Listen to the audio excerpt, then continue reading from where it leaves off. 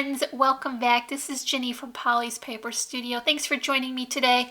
This is going to be a great mini album. This is a standing album and it is super fun and fast and easy to make. I'm using the Spring Market collection for this. This is from Echo Park, but I'm going to be using this design to create many different albums in the future. It will be for Christmas and Halloween and all the things because it was so much fun to create. So stick with me and we'll make this together. To get started, I've cut a piece of 110-pound cardstock to be 5.5 inches wide and 11 inches long. I've scored it at 1/2 inch, then again at 5.5, and then again at 10.5. So that leaves me with two 5-inch portions for the vertical part of our mini album, and then two flaps that we can adhere the base to.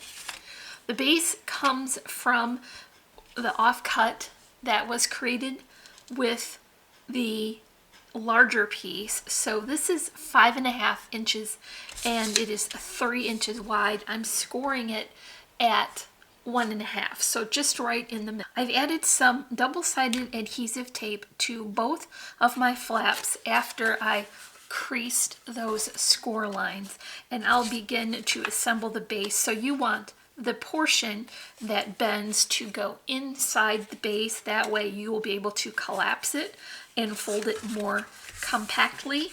So I'll just line that up here, make sure it has a good contact, then attach the other side. Now you can see that fold goes in the center and will act to brace the sides from coming apart when weight of the mini album is rested on top. So I normally don't do duplicates of these, but I had so much fun creating this.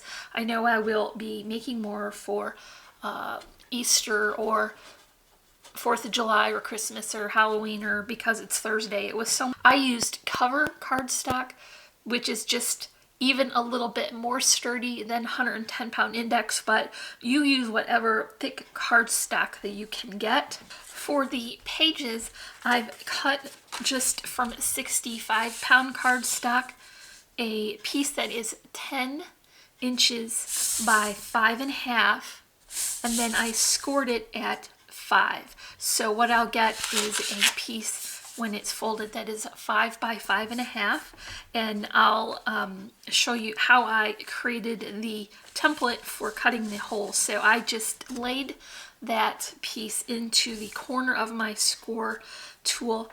I scored it at 1 inch in from either side, and then I flipped it and I scored it 1/2 inch in from the outside edge. So I know this will leave me with a template to cut. I punch the holes and they are just at the top of the portion where it crosses, so I know I'll have room to flip that when the book is completed. So for the pages, I used a wet adhesive and ran just a small amount around so that I could close that up. When I punch the holes, I do want to make sure to leave this nice folded edge at the bottom, and I have all of these done here, so I can just go ahead and punch those now. I have a crocodile, so I can use this template and cut them all at once, but a regular hole punch would work just as well. So I'll hold that down and put my crocodile through using that template, and I'll know that these are all exactly the same. Here's that other side. You'll want to punch your pages before you get started because you want to keep the orientation of the pages correct, because when you start flipping them, some of the pages could be upside down if you're not aware of what will be the top when you flip it over. So this is also how you're going to punch the holes in your base. So just compact the bottom there so that you can hold it straight, and then punch in those holes the same as you did for the pages. I'll just show you quickly here then that you would run your ring through there, and that will hold them together once you get all of the pages decorated. Now you see they look a little bit loose now, but once you get all those layers added, it will definitely help to fill in that gap and the rings will set up properly.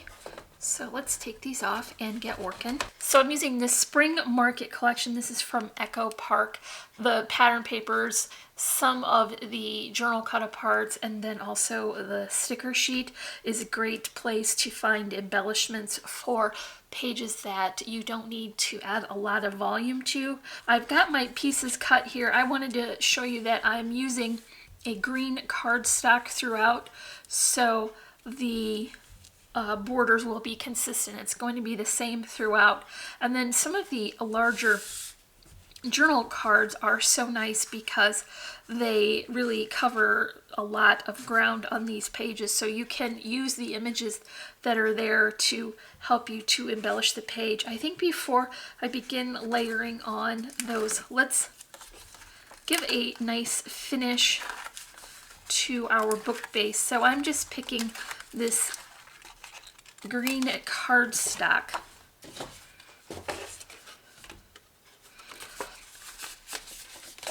And I'll adhere it one side at a time. Then I can punch the hole and then add the other side.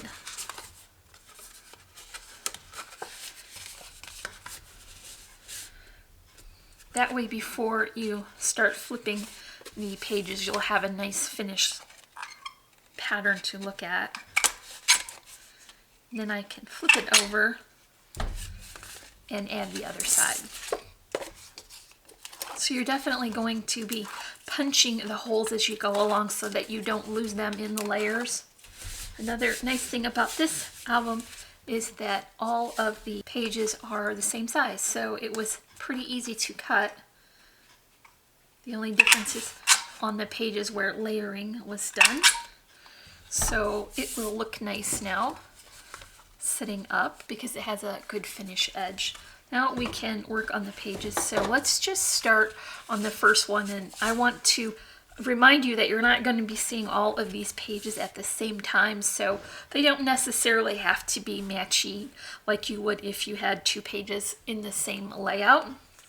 So I've got some of that beautiful green cardstock, and the collection also had some wood grain, and I think that looks very warm and natural. So let's add that to the bottom. I'll just do a couple of these pages because it's pretty self-explanatory. And basically what you want to do for the cover is keep yourself from over embellishing, and that is a challenge for me because I always want to add all of the flowers and the trims and the things, but you have to remember that it will be contained inside those rings, and all of the bulk has to fit in that top, so you can't add too much layering once you flip it over, or it won't sit flat on the other side. So here I'm just creating that nice border, and then I will adhere it to the top. Remember, you want to keep your holes at the top. And I don't have a white border on this book. I just measured all these pages to go right on out to the edge. You can imagine how nice and sturdy this is starting to be now because we've got so many layers of those papers. This will be a very good, sturdy, heavy book. I think I'll leave those last embellishments until I get the book assembled. That way they won't get in the way. So now what you want to think about is that your page is going to flip this way rather than this way. So you've got to do this page what looks like upside down. I've considered leaving some of the pages a little slightly less embellished because there will be more room for pictures on those pages. And then there's also some pattern paper that is less contrasting so that a bit of journaling can be done right onto the book itself. So this collection has like a whitewashed wood grain, and that will be great, I think, to add writing to. So now I'm just going to add this next layer and then pick it up and punch it again. This is so thick and sturdy now. So this is basically the process you're going to do for every page, and it just depends on the level of embellishing you want to do. You can add a few spacers if you like, because that just makes it more interesting and more detailed. But if you want to keep it simple, I think it would be nice at least to add some picture mats so you have a specific area that your pictures can land in and still have a little bit of detail. So here's that layer of the wood grain. This happened to be the back of one of the journaling cards that I didn't choose to use the image on, but I did like that pattern. It's a little bit like chicken wire almost. Okay, so here's that page. I've got my layers on. So what I want to do is have this in the direction that it will fall, and then I'm going to add my embellishment. So here's just one of the stickers from the sheet. I added it to some cardstock and clipped it back out, and then I attached some adhesive only to the bottom portion so that I can go ahead and slide a picture in there when I'm filling in this book and adding all of the finishing details. So now you can see that it will work perfectly to slide a picture under there, and then when this falls in this direction, it will still be upright. So if you've got words or anything that's specifically directional, make sure that you're working along on your pages when you do that, because you don't want them to be upside down.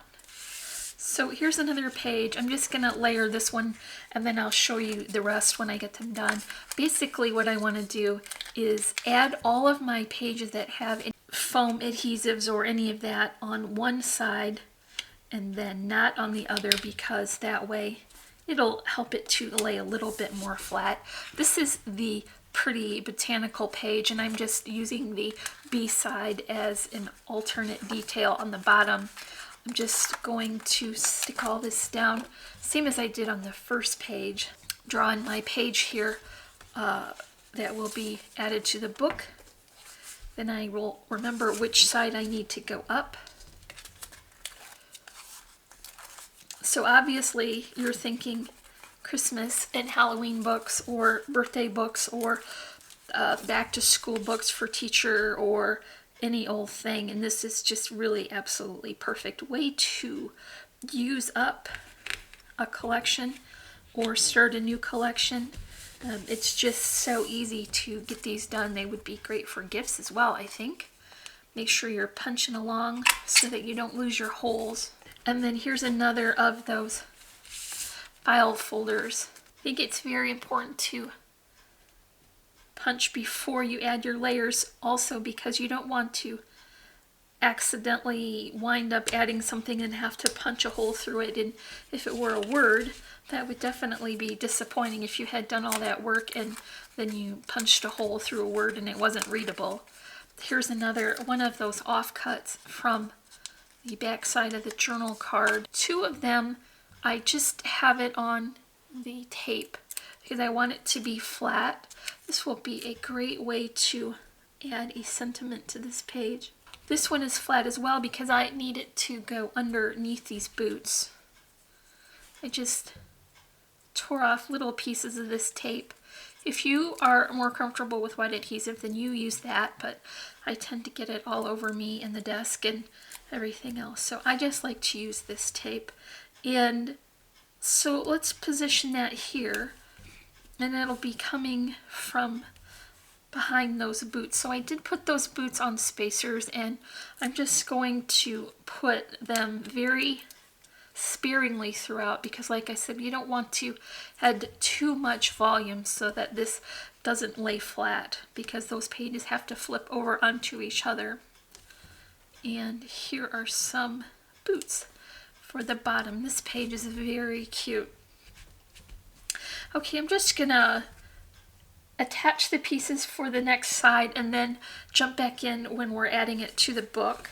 Okay, so this page is just having more room for bigger pictures, and then I put another tuck spot here, one of the larger stickers that had the cute mason jars, and so this is going to be a great place to add another picture. So remember, when you get this flipped over, that your page is going to be running in this direction. So you want to make sure to have your words going upright.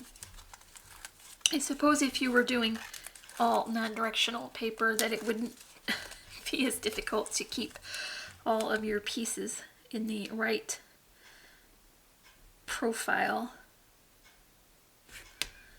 Here is the back side. Okay, so that's the back of our second page. We've done the cover and the second page. Basically what you're going to do is create 8 pages so that you have 4 separate pages to flip and then finish them front to back. I'm working on this page. I want to mention that the plaid that I'm using is an alternate layered pattern paper. Did not come from this collection, and I was a little bit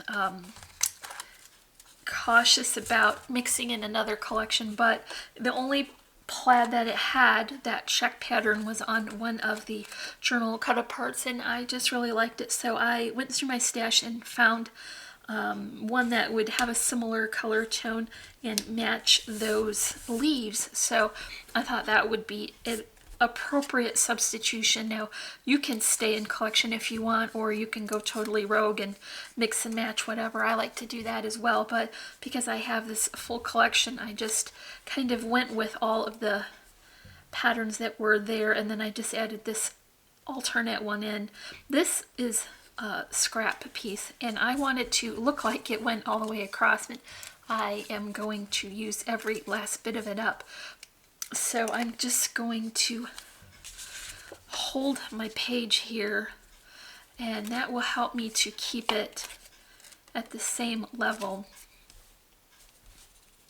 so that I get it even. It probably isn't that noticeable behind the doily, but that's not hard to just add that level. So to hide that portion where it doesn't connect, I'm gonna add this doily. So this is a great way to add detail as well, because these die cuts are flat unless you add them with spacers, so might as well use these for layering bits, and that will help to conceal that stretch in my paper.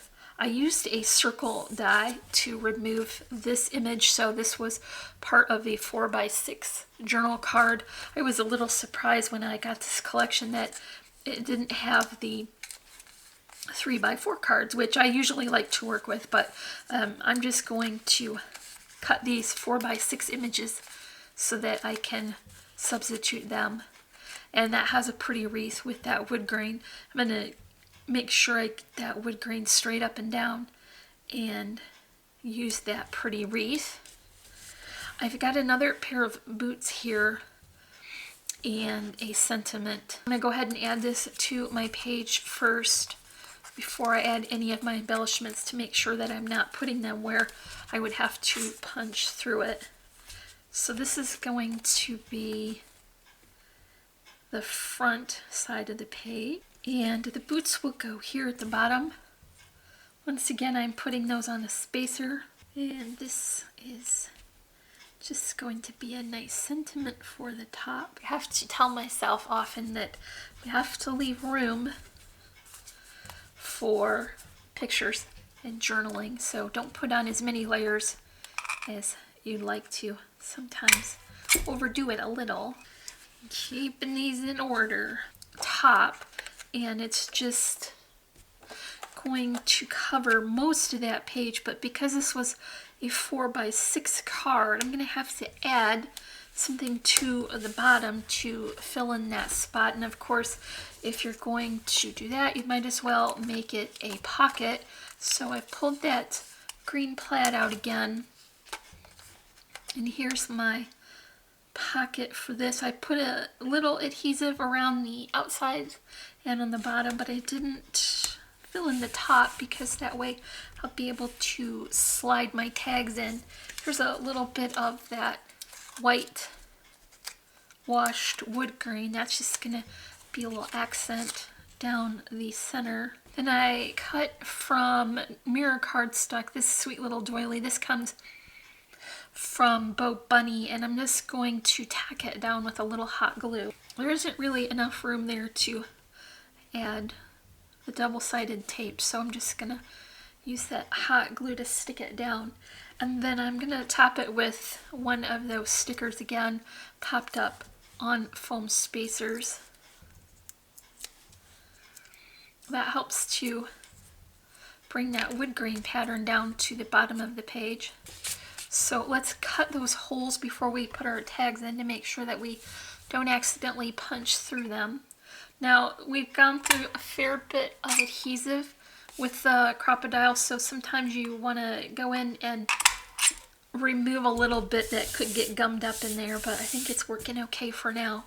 And then I'll put my tags in to make sure that I didn't punch a hole through them. So here's the next page. The last page is another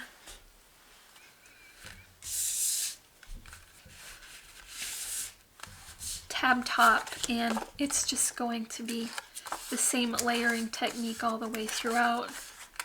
I don't think you need to have that border if you like it just with a simple pattern paper. It's definitely going to be nice and sturdy anyway, so if you prefer not to use one, but I really like how they look, so I'm just gonna use that as a layering effect.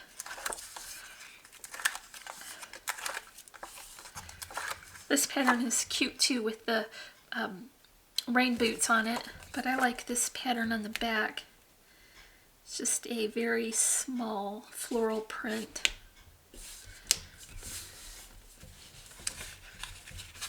I'm going to punch those holes to keep myself from doing anything upside down. So that's my base. And I'll put a little of that green plaid on. This is my very last sheet of this pattern. I'm kind of sad. I might have to go and search for some more. That looks really pretty with that wood grain, I think. Okay, I've got a small doily here, and I'm going to attach it here so that a picture can be tucked behind it. See, I'm just going to offset that quite a bit actually. Then I'm going to top it with this die cut leaf, and then here's another sticker. I've added a clip to it, and then I worked my spacers around that so it will lay flat. It's just going right here. That green looks nice with the plaid, I think. And then here's my sentiment. So this is going to be flat. I just put that with the double-sided tape. I'm going to offset that. Okay, so flip it over, and now we need this to be our last page. I've got more of the green, more of that pink, and then I cut one of the journal cards into the tab top folder shape. And although I do like that sentiment in the middle, I decided I would cover it with more of the plaid. Remember that 4x6 card is not going to be quite enough to fill that whole space. So you have to add an alternate pattern to the bottom. So here is my folder. Since you're covering the words on this, it probably wouldn't matter which way you add your folder. You could go with the tab down if you liked that look as well.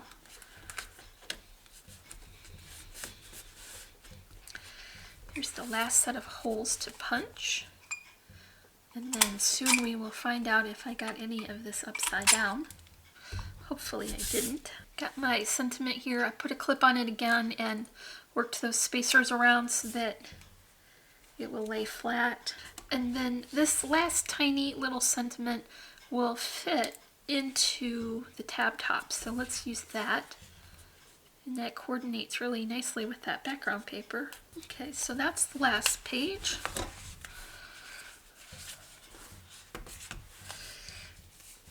Front. Well, I guess it doesn't even really matter what order you get these in, right? Because once they flip over, they'll be going in the right direction anyway. So let's just do that. Okay. One last set of details here for the cover, and I'm just going to attach this pretty sticker. It's kind of a scallop stripe. I just want to see how far over I need to cut it. Right across the bottom. I've got a couple of fussy cut images from that pattern with the black background, and I'm going to use those as my accents because remember, we can't put too much bulky stuff on it. So I'll just embellish it with these. So here is some florals for the bottom. I picked a couple of the stickers and layered them for the top, and I put those with just the tape so that they will lay flat. Should probably measure over where this is going to go first. And I know that there will be room right here. And here is that last floral detail. And there is the cover. So let's get this put on the rings. I don't know how easy it will be to flip through this on camera, but hopefully we'll make it. Because I want this to flip over, I'm not going to add all those trims and stuff to the rings, but this is pretty cute. And so basically what you want to do is flip it and then have each one of these pages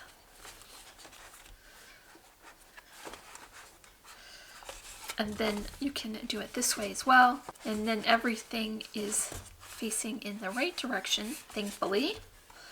And this is a cute little mini album that you can put out for display. So if you enjoyed this video, make sure that you give me a thumbs up and leave me a comment. And if you're not already, I would love for you to subscribe. As always, I'm wishing you a happy and productive day, and I thank you so much for watching. Bye.